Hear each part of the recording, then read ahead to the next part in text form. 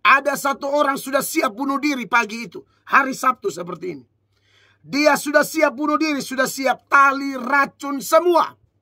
Dan ada kesaksian menarik. Orang itu paling benci saya. Dia paling tidak suka acara radio ini. Khusus kalau bila Mel Atok sudah khotbah, mamanya dengar tapi dia ejek. Mama dengar ini pengkhotbah pelawak. Karena saya kadang-kadang khotbah bahasa Kupang, lalu orang ketawa gitu loh. Ternyata firman Tuhan, suara radio yang dia benci itu, Tuhan pakai untuk membatalkan rencana bunuh diri. Tapi sampai hari ini dia tidak mengerti itu suara dari mana. Karena yang pertama, mamanya tidak ada. Yang kedua, di depan samping rumah dia ini, memang ada orang, juga ada radio, tapi orang Islam. Jadi dia tanya kepada saudara Muslim itu, ada putar radionya Pak Mel. Orang Islam ini juga kenal saya. Ada tidak. Lalu itu suara dari mana? Dan memang pada hari itu memang saya bahas itu, saudara-saudara. Saya anggap itu mujizat. Orang tidak suka pelayanan kami ini. Orang tidak suka khotbah ini di radio. Tapi waktu itu ada suara radio, suara Kupang yang suruh kasih ingat bahwa kau itu bukan milikmu lagi. Kamu adalah milik Kristus. Itu membatalkan dia bunuh diri. Singkat cerita, orang itu datang ketemu kami. Dan hari ini kita melayani bersama. Hari ini kita melayani Tuhan bersama. Dia menjadi salah satu tim saya. Firman Tuhan terambil dari 1 Petrus 1 ayat 20 dan ayatnya yang ke-21. 1 Petrus 1 ayat 20 dan 21. Demikian bunyi firman Tuhan. Ia telah dipilih sebelum dunia dijadikan, tetapi karena kamu baru menyatakan dirinya pada zaman akhir. Oleh dialah kamu percaya kepada Allah yang telah membangkitkan dia dari antara orang mati dan yang telah memuliakannya, sehingga imanmu dan pengharapanmu tertuju kepada Allah. Bapak Ibu jemaat yang diberkati oleh Tuhan Yesus Kristus, puji Tuhan kita dapat kesempatan sekali lagi untuk mendengarkan firman Tuhan. Dan pembahasan firman Tuhan pada saat ini, saudara-saudara, seturut pelajaran kita dari minggu ke minggu sampai hari ini, yaitu berkaitan dengan eksposisi surat 1 Petrus, ya. Dan dari eksposisi ini kita sudah sampai di ayat 20 dan ayatnya yang ke-21, saudara-saudara. Di mana minggu yang lalu kita telah menyoroti ayat-ayat sebelumnya, yaitu ayat 18 dan ayat 19 yang berbunyi, sebab kamu tahu bahwa kamu telah ditebus dari cara hidupmu yang sia-sia, yang kamu warisi dari nenek moyangmu itu, bukan dengan barang yang fana, bukan pula dengan perak atau emas, melainkan dengan darah yang mahal, yaitu darah Kristus yang sama seperti darah anak domba yang tak bernoda dan tak bercacat. Untuk memahami penjelasan di ayat 20 dan ayat 21, tak terhindarkan bahwa saya harus membacakan kembali dua ayat sebelumnya, yaitu yang ada di ayat 18 dan ayat 19. Intinya bahwa ini sedang berbicara tentang darah Tuhan Yesus Kristus yang membayar segala dosa saya dan saudara. Kita sudah belajar bahwa harga manusia itu sangat mahal. Saudara-saudara, bahwa bukti bahwa harga manusia itu sangat mahal terlihat dari beberapa bagian firman Tuhan. Misalnya dalam Mazmur pasal 48 ya. Mazmur pasal 49 maksud saya. Ayat 8 dan ayat 9. Firman Allah mengatakan bahwa tidak seorang pun dapat membebaskan dirinya atau memberikan tebusan kepada Allah ganti nyawanya. Karena apa?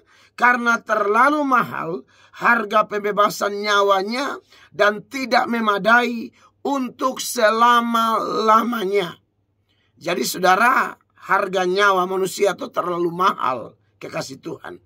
Ya, makanya di ayat ini bilang karena terlalu mahal harga pembebasan nyawanya dan tidak memadai untuk selama-lamanya. Ya. Bahkan di Perjanjian Baru Tuhan Yesus bilang kalaupun seseorang memperoleh seluruh dunia, dia punya semua kekayaan, ya, emas, perak, intan, permata, dolar, rupiah, pound sterling, tanah berhektar-hektar, rumah di mana-mana, mobil di mana-mana, tetapi kekasih-kekasih Allah, semua itu tidak dapat menandingi harga satu nyawa, kekasih Tuhan. Sekali lagi, itu tidak dapat menandingi harga satu nyawa. Makanya di dalam Matius pasalnya yang ke 16 ya. Matius pasal 16 ayatnya yang ke 26. Firman Allah berkata, apa gunanya seorang memperoleh seluruh dunia tetapi kehilangan nyawanya? Dan apakah yang dapat diberikannya sebagai ganti nyawanya? Jadi jelas bahwa harga nyawa itu sangat mahal, ya. Makanya saudara-saudara, kita pernah belajar bagaimana Tuhan Yesus memindahkan roh jahat atau setan-setan dalam diri seorang gila dan dipindahkan ke dalam 2000 babi. Iya toh? Saudara pernah dengar cerita itu? Kalau hitung-hitungan harga babi sekarang, ya, saya pernah dengar di Sumba aja, itu harga babi, apalagi kalau sudah urusan adat, ya, atau pesta, itu babi bisa ada yang harga 10 sampai lebih mungkin. 10 sampai 15 juta, ya. Saya baru pulang dari Papua nih. Nah, di Papua lebih mahal lagi, saudara-saudara. Apalagi kalau sudah apa istilahnya adat bakar batu istilahnya. Itu kan bakar daging babi. Ya, bakar daging babi dan harga babi untuk acara bakar batu itu, ya kalau tidak salah istilahnya bakar batu, itu bisa babinya kecil saja tapi harganya bisa 30 sampai 50 juta. Bayangkan kalau babi 50 juta, 50 kali 2000 itu sudah berapa tuh? Ya, 25 kali 2 5 kali 2 10 ya. 10 berarti 100 M dong. 100 miliar mungkin itu ya. Kalau saya tidak salah hitung. 10 miliar atau 100 miliar. Ya, 100 M mungkin. Saudara bayangkan itu harga babi, saudara-saudara. Tetapi andai kata kalau kita bandingkan dengan nyawa manusia, Tuhan Yesus rela korbankan 2000 babi itu. Sampai Tuhan Yesus dimaki-maki oleh pemilik babi itu, saudara-saudara. Hanya gara-gara pindahkan, ya, setan-setan itu ke dalam babi orang. Ya. Maka di situ saja kita bisa membandingkan betapa mahal harga nyawa orang itu. Itu sudah kategori orang gila yang kerasukan setan. Berarti memang manusia ini, saudara-saudara, di mata Tuhan begitu berharga di mata Tuhan. Ya, makanya menjadi dosa, menjadi salah kalau ada di antara kita, apalagi beragama Kristen, kita menghina sesama manusia, kita merendahkan sesama manusia, itu tidak dibenarkan. Karena manusia ini diciptakan menurut gambar dan rupa Allah. Makanya Yakobus bilang, tidak bisa dari mulut yang sama kita memuji Allah, tapi dari mulut yang sama kita mengutuk sesama manusia. Maka hati-hati dalam menggunakan lidahmu. Yakobus 3 ayat 9, dengan lidah kita memuji Tuhan Bapa kita, dan dengan lidah kita mengutuk manusia yang diciptakan menurut rupa Allah. Dari mulut yang satu keluar berkat dan kutuk. Hal ini, saudara-saudaraku, tidak boleh demikian terjadi. Ya, jadi memang karena Tuhan melihat manusia begitu berharga, Tuhan melihat manusia begitu mahal, maka kita orang-orang percaya, ya. Kalau saya bilang sesama manusia, ya ada juga sesama manusia yang belum disentuh oleh ajaran-ajaran Kristen. Jadi ya saya soroti secara khusus, yaitu bahwa sesama orang Kristen, kita harus melihat bahwa sesama manusia itu begitu berharga, ya. Karena Tuhan melihat harga manusia terlalu mahal, ya. Seluruh kekayaan dunia tidak bisa membayar satu manusia. Maka dari itu kalau kita soroti surat Petrus yang kita eksposisi ini, dengan jelas ditekankan di sana, kita diingatkan bahwa untuk membayar kita bukan perak atau emas, tapi dengan darah yang mahal, yaitu darah Tuhan Yesus Kristus. Ya, saya dan saudara itu harga kita, pokoknya bayar kita harus pakai Yesus. Bayar kita harus pakai tubuh dan darah Yesus. Tubuh yang dihancurkan, darah yang mengalir di Golgota, itulah harga kita. Kalau orang memahami ini, dia tidak tanya lagi Tuhan mengasihi saya atau tidak. Saya waktu seminar di Surabaya berapa bulan lalu, 3 minggu lalu kalau tidak salah. Sebelum saya pelayanan ke Papua, saya ada KKR seminar di Surabaya. Lalu seseorang bertanya kepada saya, Pak Pendeta, dari mana kita tahu bahwa Tuhan itu meresponi kita? Dari mana kita tahu bahwa Tuhan itu mengasihi kita? Saya bilang kita harus tahu dari Alkitab. Karena Alkitab itu firman Allah, dan firman Allah dengan jelas dalam Roma pasal 5 ayat 8 mengatakan Allah telah menunjukkan kasih-Nya kepada kita karena Yesus Kristus telah mati untuk kita waktu atau saat kita masih berdosa. Jadi sebenarnya kalau orang bertanya Tuhan cinta saya atau tidak dan ukurannya apa, bukan dari kesembuhan atas sakit-sakit kita. Kadang-kadang kita sakit, kita berdoa. Kalau kita sembuh, kita bilang, nah ini Tuhan mengasihi saya. Kalau kita belum sembuh atau tidak sembuh, maka orang bilang, wah Tuhan tidak mengasihi saya. Kalau kita berdoa untuk pergumulan tertentu, ya, masalah keuangan, masalah rumah tangga, masalah suami, masalah pasangan hidup, masalah orang tua, masalah anak. Kalau doa-doa kita dikabulkan, disitulah orang bilang, wah Tuhan sangat mengasihi saya. Kalau belum dikabulkan, apalagi tidak dikabulkan, tidak sedikit orang yang ditipu oleh setan, lalu menganggap bahwa Tuhan tidak peduli dia, Tuhan tidak mengasihi dia. Anda keliru besar. Ukuran Tuhan mengasihi kita atau tidak terlihat dari hal-hal seperti itu. Hal-hal seperti itu betul, itu juga merupakan manifestasi dari kasih Allah. Tapi kasih Allah yang tertinggi adalah Dia telah memberikan anaknya, itu kasih terdahsyat. Puncak kasih Allah itu adalah Golgota, ya. Di Golgota itu ada 2 hal. Itulah puncak kejahatan manusia, tapi di situ juga adalah puncak kasih Allah, saudara-saudara. Kejahatan manusia seluruh dunia. Semua manusia yang pernah menumpang di planet ini, mulai dari Adam yang sedang menumpang dan yang akan lahir sampai entah kapan dunia kiamat, semua manusia itu, ya, untuk mau selamat, untuk mau tahu betapa besar kasih Allah, dia harus percaya kepada pengorbanan Yesus di Golgota. Makanya Yohanes 3 ayat 16 jelas buat kita. Karena begitu besar kasih Allah akan dunia ini. Nah itu puncak atau kasih terbesar di situ. Karena begitu besar kasih Allah akan dunia ini, sehingga Ia telah mengaruniakan anaknya yang tunggal, supaya setiap orang yang percaya kepadanya tidak binasa, melainkan beroleh hidup yang kekal. Ya, jadi saya sering bilang kepada anak-anak saya, ya, yang mengasihi kalian paling besar tuh Bapa di sorga, karena memberikan Yesus. Kalau kalian minta baju baru, Papa beli baju baru, itu biasa saja. Betul, itu Bapa mengasihi. Kalian minta liburan, ayo kita liburan, itu tidak dapat dibandingkan dengan kasih Tuhan Yesus. Maka dari itu saya mendorong anak-anak saya, Ya, bahwa mereka harus dekat sama Tuhan, harus baca Alkitab, harus berdoa, harus melayani Tuhan sebagai bentuk syukur karena Allah telah memberikan kasih-Nya yang begitu besar.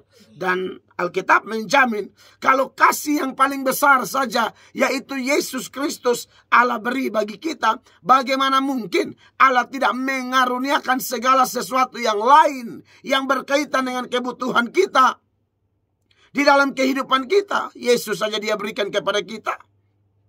Saya bandingkan dengan data yang lain.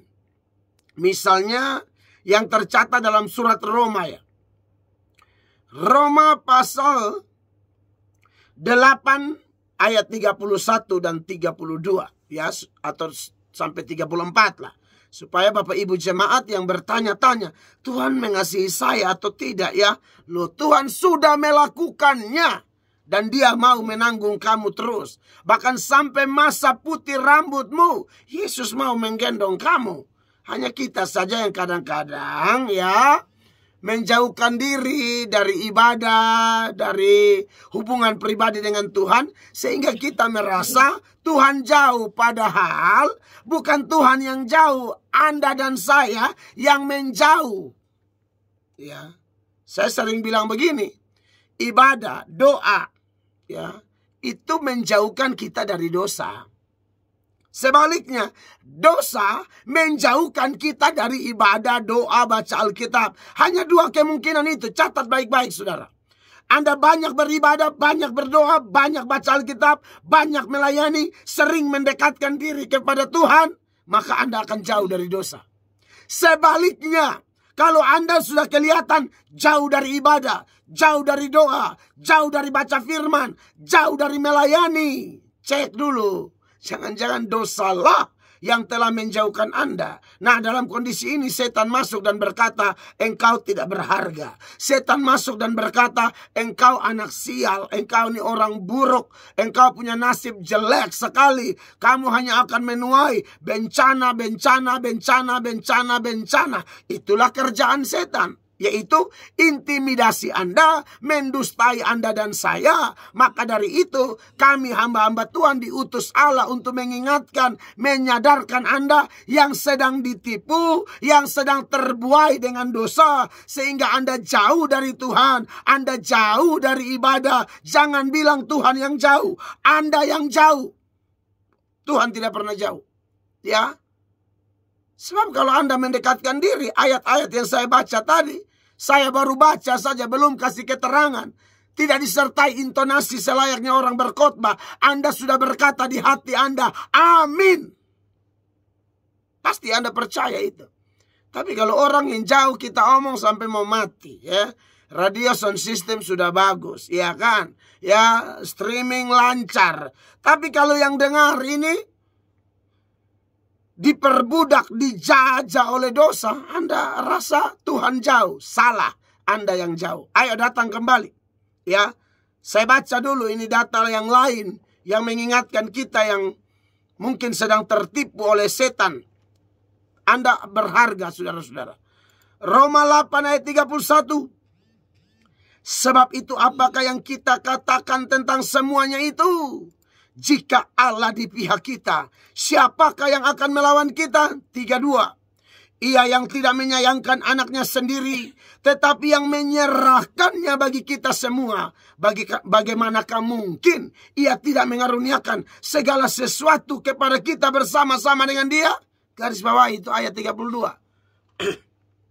Dia memberikan Yesus bagi kita. Masa yang lain yang berkaitan kebutuhan kita, pergumulan kita, Tuhan tidak kasih. Tidak mungkin. Ayat ini dengan jelas bilang kok, Ia yang tidak menyayangkan anaknya sendiri, tetapi yang menyerahkannya bagi kita semua. Kita semua di sini orang percaya yang sudah menerima Yesus. Bagaimanakah mungkin Ia tidak mengaruniakan, garis bawahi, segala sesuatu kepada kita bersama-sama dengan Dia? Ini ayat bukan hanya bicara rohani, bukan hanya bicara pengampunan, damai sejahtera, sukacita, hidup kekal. Bukan.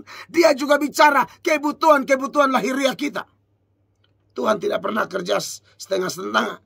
Masa Allah cipta tubuh, lalu Allah tidak siapkan kebutuhan tubuh? Allah cipta roh, Allah siap kebutuhan roh kita.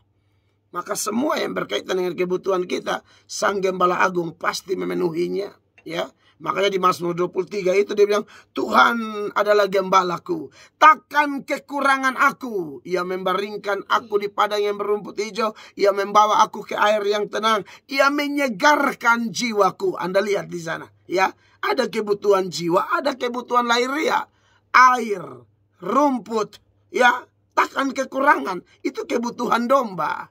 Tetapi juga dia bilang, He restores my soul. Ia memulihkan jiwaku. Itu terjemahan Inggrisnya. Ya, Ia menyegarkan atau memulihkan jiwaku. Jadi Anda yang sedang, jiwa Anda, perasaan, pikiran Anda sedang gundah gulana. Aduh, saya nih kok begini-begini terus. Nah, acara dari radio seperti ini Tuhan izinkan ada, saudara-saudara, supaya Anda jangan lagi berlarut-larut dalam kondisi itu. Ya, ada orang yang jiwanya kok tidak tenang. Saudara, salah satu bentuk ya bentuk atau manifestasi dosa di mana kita tidak datang kepada Tuhan itu macam-macam.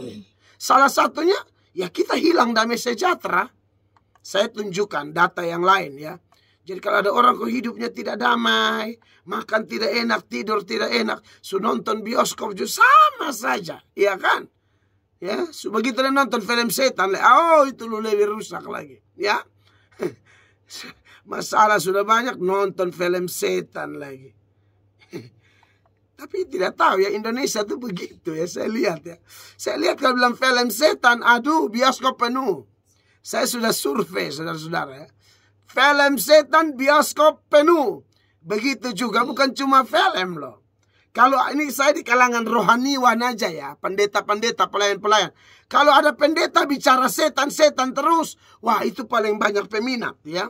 Kalau dia tutup mata dia bilang, woi saya melihat ada sesuatu gelap. Wah ini paling penuh ini, orang paling suka. Oh ternyata saya lihat memang ciri khas orang Indonesia begitu. Suka yang setan-setan, yang mistis ya. Suka sekali tuh, yang sifatnya ada okultismenya. Mereka paling suka cari tahu. Maka kemarin saya KKR di Papua, ulang tahun Kabupaten Mimika yang ke-26. Ya, saya dengar orang-orang saudara-saudara saya di Mimika bilang ada orang-orang tertentu, kelompok tertentu, bahkan pejabat yang suka sekali, oknum pejabat yang suka sekali percaya kepada Swangi, sihir, roh. Maka saya nantang itu Swangi. Itu saudara bisa lihat di channel, di video terakhir di channel saya sedang bahas itu tuh. Papua dan ujung-ujung altar call, orang maju menyerahkan diri. Itu gedung Emeneme Yoware. Itu salah satu gedung terbesar di kota Timika. Disitulah KKR-nya. Ya. Nah saudara lihat bahwa orang tidak mau dekat kepada Tuhan, ujung-ujungnya memang hidup tidak damai sejahtera. Ya. Ulangan 28 ayat 47. Karena engkau tidak mau menjadi hamba kepada Tuhan Allahmu dengan sukacita dan dengan gembira hati, walaupun kelimpahan akan segala-galanya. Dampaknya apa? 48. Maka dengan menanggung lapar dan haus, dengan telanjang dan kekurangan akan segala-galanya, engkau akan menjadi hamba kepada musuh yang akan disuruh Tuhan melawan engkau. Ia akan membebankan kuk besi ke atas tengkukmu sampai engkau dipunahkannya. Tuhan akan mendatangkan kepadamu suatu bangsa dari jauh, dari ujung bumi, seperti Raja Wali yang datang menyambar suatu bangsa yang bahasanya engkau tidak mengerti. Lalu kemudian saya lompat ke ayat 65. Dia berkata ini dampak yang berkaitan dengan perasaan. Dikatakan engkau tidak akan mendapat ketentraman. Garis bawahi. Engkau tidak akan mendapat ketentraman di antara bangsa-bangsa. Ya, bangsa-bangsa itu. Dan tidak ada tempat berjejak bagi telapak kakimu. Lalu dikatakan apa? Selanjutnya, Tuhan akan memberikan di sana kepadamu hati yang gelisah. Siapa yang kasih hati yang gelisah? Tuhan. Ya, mata yang penuh rindu dan jiwa yang merana. Anda garis bawahi di ayat 65. Ini kalau jauh dari Allah ya begitu. Tidak akan tentram, ya penuh dengan kegelisahan, jiwa merana. 66. Hidupmu akan terkatung-katung, siang dan malam engkau akan terkejut dan khawatir akan hidupmu. Aduh, Anda itu sendiri ini masalah hati semua nih ya. Tidak tentram, gelisah, merana, terkejut, khawatir. 67.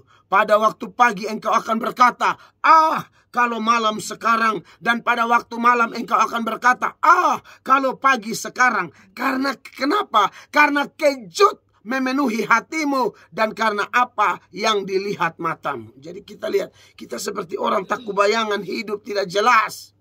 Ya. Maka dari itu, kekasih-kekasih Tuhan, saya perlu ingatkan ini kepada kita ya. Hanya datang kepada Yesus, menerima Yesus sebagai Tuhan dan Juru Selamat. Seperti yang Dia firmankan, marilah kepadaku semua yang letih, lesu dan berbeban berat. Aku akan memberi kelegaan kepadamu. Dia akan kasih kelegaan, ketentraman, ketenangan, damai yang sejati. Yohanes 14 ayat 27, Yesus berkata, damai sejahteraku kuberikan kepadamu. Dan damai sejahtera yang kuberikan kepadamu tidak seperti yang diberikan oleh dunia kepadamu. Jangan gelisah hatimu. Saudara-saudara yang diberkati oleh Tuhan Yesus. Jadi, kita telah dibayar oleh darah Yesus Kristus menurut Petrus. Maka dari itu, tolong saudara-saudara, semua yang sudah dibayar oleh darah Yesus, hiduplah dengan takut akan Tuhan. Makanya di 1 Petrus 1 itu ya, saya sudah singgung, saya sudah bahas. Bagi kita semua, firman itu sangat-sangat mengingatkan kita. Dikatakan, sebab kamu tahu bahwa kamu telah ditebus dari cara hidupmu yang sia-sia, yang kamu warisi dari nenek moyangmu. Ya, ini orang-orang Kristen yang berlatar belakang Yahudi yang mendapat warisan gaya hidup dari nenek moyang mereka yang hidup di luar Kristus. Ya, tetapi sekalipun demikian, ayat ini bilang kamu telah ditebus dari cara hidup itu. Bukan dengan barang yang fana, bukan pula dengan perak atau emas, melainkan dengan darah yang mahal, yaitu darah Kristus yang sama seperti darah anak domba yang tak bernoda dan tak bercacat. Dan 1 Korintus 6 ayat 20 bilang, kamu telah dibeli dan harganya telah lunas dibayar. Karena itu muliakanlah Allah dengan tubuhmu. 1 Korintus 6 ayat 20 itu catat baik-baik. Ayat itu saya pernah bahas beberapa tahun lalu di radio ini. Dan saudara tahu, ada kisah menarik di balik peristiwa itu. Ada satu orang sudah siap bunuh diri pagi itu. Hari Sabtu seperti ini. Dia sudah siap bunuh diri, sudah siap tali, racun, semua. Dan ada kesaksian menarik. Orang itu paling benci saya. Dia paling tidak suka acara radio ini. Khusus kalau bila Mel Atok sudah khotbah, mamanya dengar tapi dia ejek. Mama dengar ini pengkhotbah pelawak. Karena saya kadang-kadang khotbah bahasa Kupang, lalu orang ketawa gitu loh. Karena memang di ilmu berkhotbah pun, kemarin saya khotbah di Makassar di Sekolah Teologi Jeffrey. Itu teman-teman calon-calon pendeta, ada dosen teologi juga. Saya khotbah di STT Jeffrey hari Kamis malam. KKR mendadak. Dan memang di mata kuliah homiletik ilmu berkhotbah itu pendeta harus bisa humor dikit. Itu tidak bisa tidak. Bukan tujuannya melucu yang gimana-gimana ya. Lucu yang membuat orang mengerti poin khotbah gitu. Kalau lucu yang kebablasan sampai orang tidak ngerti, saking lucunya orang tidak tahu nih bahas apa, pokoknya lucu aja gitu. Nah, itu tidak bisa demikian. Nah, ada saat dimana orang mendengar itu dan dia berkata, kasih mati ini radio nih, mama dengar khotbah pelawak ini. Tapi satu saat, pokoknya intinya kalau mamanya tidak ada, tidak mungkin radio ini menyala. Khusus acara Mazmur Pagi, tidak mungkin.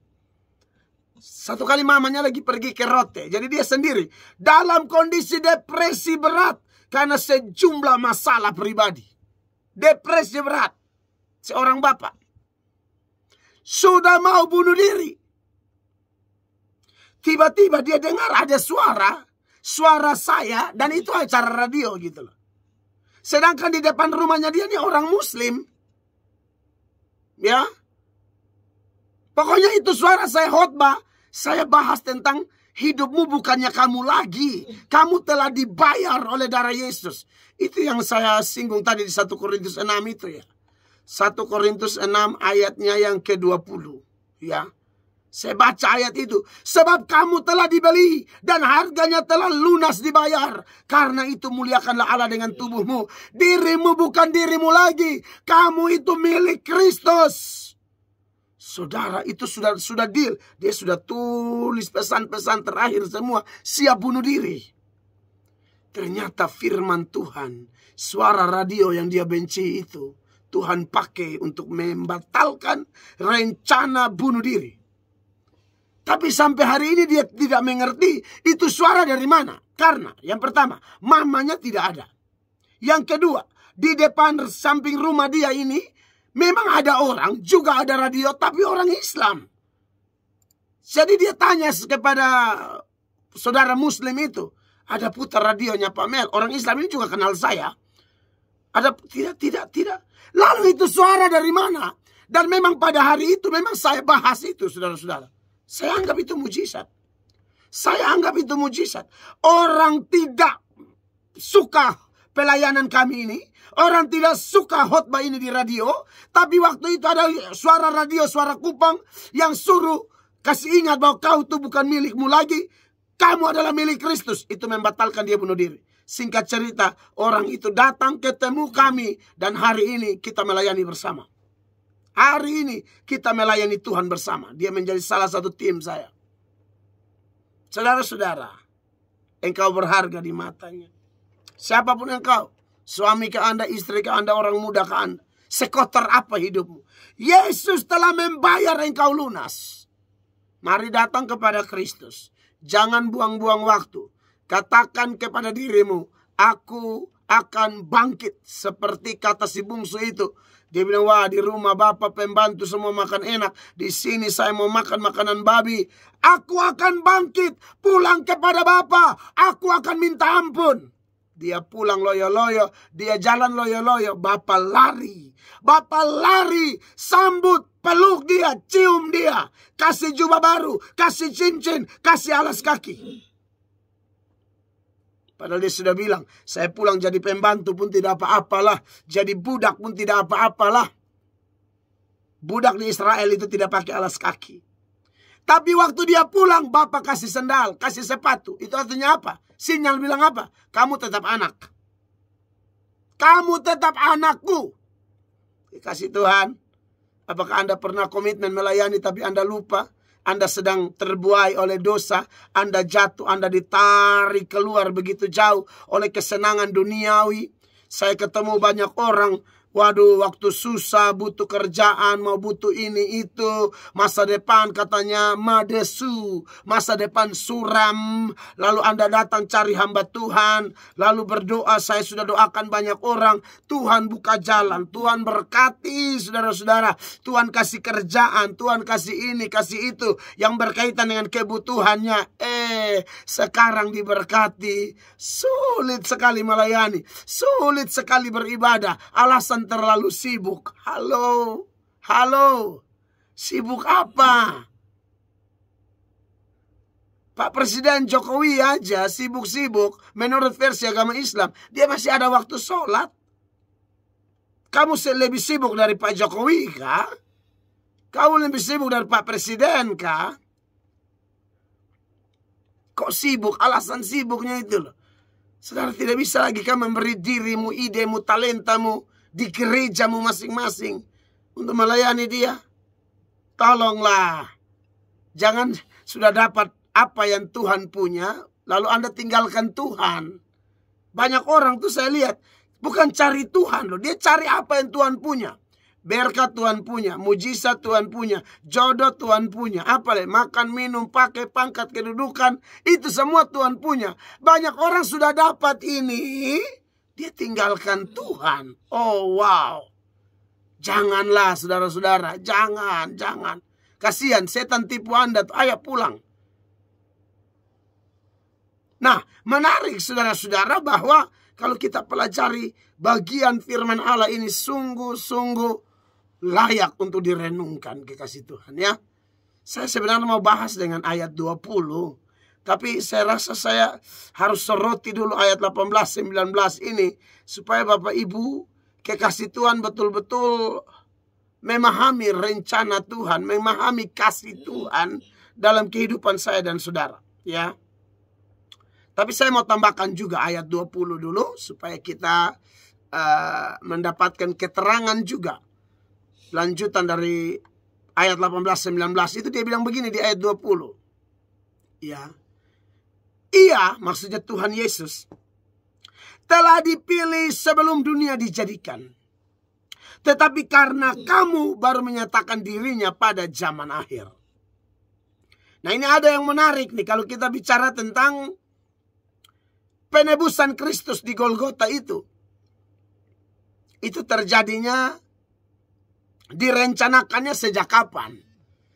Dulu saya pernah dengar orang-orang berkhotbah di awal saya belajar melayani, ikut Tuhan, bahkan sudah sekolah teologi, bahkan sudah STH. Saya masih pegang pandangan jenis ini, yaitu bahwa Tuhan itu merancangkan penebusan saat manusia jatuh dalam dosa. Saudara pernah dengar khotbah ini? Atau mungkin Bapak Ibu juga punya pandangan ini. Jadi sebenarnya tidak ada rancangan penebusan sebelumnya. Tapi karena Adam dan Hawa jatuh dalam dosa, lalu ada orang khotbah begini, terjadilah semacam perundingan ilahi di sorga, Bapa, Anak, dan Roh Kudus. Waduh, ini bagaimana nih? Adam dan Hawa sudah jatuh. Mereka tidak pegang itu aturan main yang tercatat di Kejadian 2 ayat 16-17. Larangan untuk memakan buah pengetahuan itu. Ini bagaimana ini? Siapa di antara kita yang mau turun untuk jadi penebus? Maka pribadi kedua, yaitu anak Tuhan Yesus Kristus, bilang, Aku yang akan turun menjelma menjadi manusia dan akan mati di Golgota. Saudara, saya bahkan sudah STH.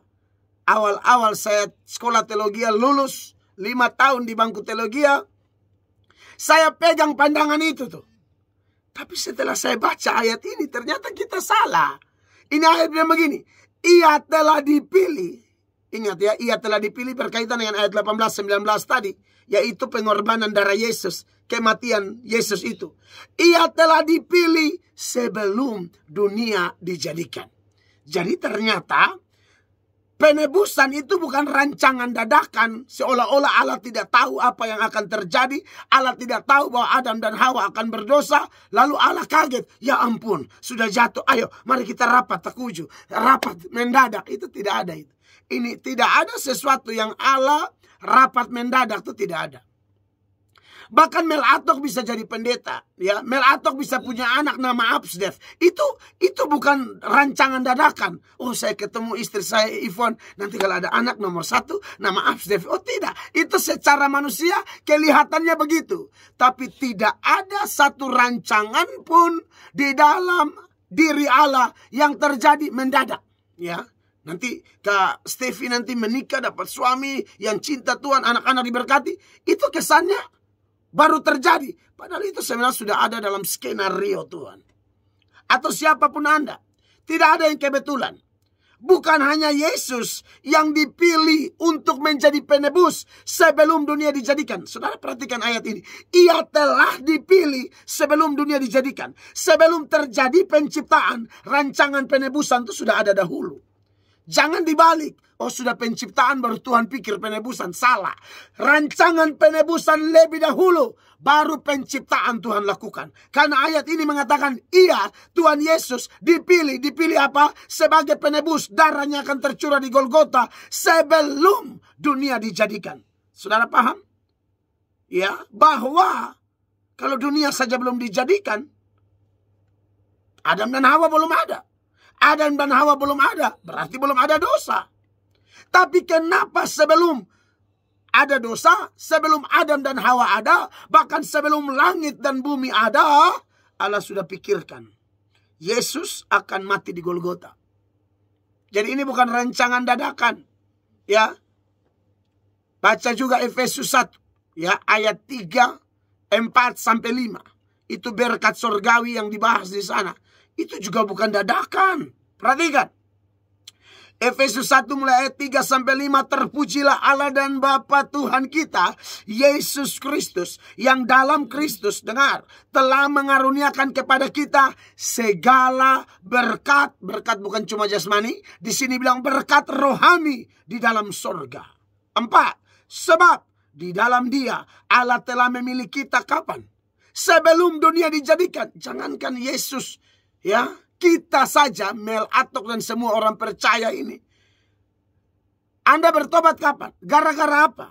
Ya, saya bertobat bulan Mei 1999. Gara-gara ada penginjil, mantan narapidana injili saya. Ada lagi orang yang bertobat gara-gara sakit penyakit. Ada yang gara-gara bangkrut. Ada yang gara-gara seperti tadi tuh pengalaman khotbah di radio ini. Dia benci awalnya, tapi justru acara ini yang Tuhan pakai selamatkan dia. Ya. Bebas, sudah niat bunuh diri, Tuhan tangkap dia. Bukan saya, Tuhan tangkap dia. Saya ini tidak pernah percaya bahwa saya bisa ubah orang. Saya tidak percaya. Tapi saya percaya Tuhan bisa pakai acara kami. Tuhan bisa pakai khotbah kami. Tuhan bisa pakai channel kami. Tuhan bisa pakai acara Facebook kami untuk menangkap orang. Tapi kalau orang itu nanti ditangkap, dipulihkan, diselamatkan, bahkan sampai melayani Tuhan, itu bukan karena saya. Pasti karena Tuhan. Karena ayat-ayat ini bilang, sebelum dunia dijadikan, Allah telah memilih kita. Perhatikan ini ayat, ya. Sekali lagi ayat 4 sebagai data pembanding. Efesus 1 ayat 4. Sebab di dalam Dia Allah telah memilih kita sebelum dunia dijadikan. Supaya apa? Kita kudus dan tak bercacat di hadapannya. Ayat 5. Dalam kasih, haleluya, Ia telah menentukan kita dari semula oleh Yesus Kristus untuk menjadi anak-anaknya sesuai dengan kerelaan kehendaknya.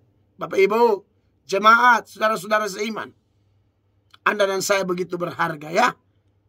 Tuhan begitu mengasihi kita. Jadi jangan tunda-tunda datang kepada Yesus. Kalau ada orang yang saya tantang Anda bertobat, Anda dengar khotbah ini, Anda bertobat, saya yakin Anda juga orang-orang yang dipilih sebelum dunia dijadikan. Hanya baru terjadi saat ini. Kisah kita masing-masing, Anda membuat keputusan. Padahal itu bukan dadakan. Allah sudah persiapkan. Tapi kalau ada Anda yang ternyata tolak, saya juga tahu memang Anda tidak pernah dipilih. Apa buktinya? Mari saya buktikan ya, supaya jelas, terang benderang. Ada orang yang kita khotbah, dia tidak mau bertobat, sampai mati tidak bertobat. Ini orang, pasti orang yang dipersiapkan atau orang yang tidak dipilih lah. Perhatikan 2 Korintus 4 ayat 3. Ingat ya, saya ajar tidak pernah out of Bible. Saya selalu dengan data firman Allah yang jelas. Jadi tidak asal bunyi di sini. Jika Injil 2 Korintus 4 ayat 3, jika Injil yang kami beritakan masih tertutup juga, dengar, maka ia tertutup untuk mereka yang akan binasa. Jadi saya sih santai saja. Saya mengasihi Anda, saya betul-betul meminta Anda bertobat. Tapi ternyata saya minta Anda bertobat, Anda tidak bertobat sampai mati. Ya sudah, memang Anda tidak dipilih. Perhatikan, Wahyu 13 ayat 8. Dan semua orang yang diam di atas bumi akan menyembahnya, menyembah antikris. Yaitu siapa? Setiap orang yang namanya tidak tertulis sejak dunia dijadikan di dalam kitab kehidupan. Sejak kapan nama mereka tidak tertulis? Sejak dunia dijadikan. Artinya bukan dadakan. Memang orang yang menolak kebenaran, orang itu tidak pernah dipilih. Bandingkan juga dengan Yohanes 6 ayat 65. Tidak ada seorang pun dapat datang kepadaku kalau Allah tidak mengaruniakan kepadanya. Oleh karena itu, siapapun Anda yang dengar khotbah ini dan Anda datang pada Yesus, saya yakin Tuhan sedang menarik Anda. Kita akan masuk dalam tanya jawab. Tuhan berkati. Baik, puji Tuhan.